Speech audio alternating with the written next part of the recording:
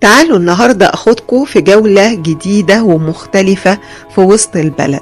النهاردة مش هفرجكم على عمارة ولا هفرجكم على أي حاجة من الحاجات اللي احنا متعودين عليها في البروجرام بتاعنا كل مرة. النهاردة هفرجكم على أقدم لافتات موجودة في وسط البلد. عايزة أقول لكم إن كل لافتة من اللافتات دي عمرها ما يقلش عن 80-90 سنة، بل أكتر كمان، ممكن تعدي 100 سنة بل أكتر. أنا هسيبكم تستمتعوا معايا باللافتات ديت اللي موجودة في وسط البلد.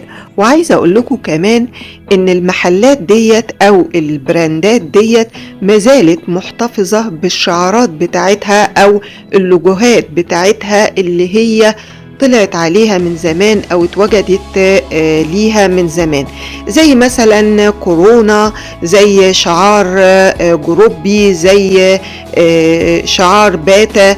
كل الشعارات ديت هنشوفها طول ما احنا ماشيين في اللافتات.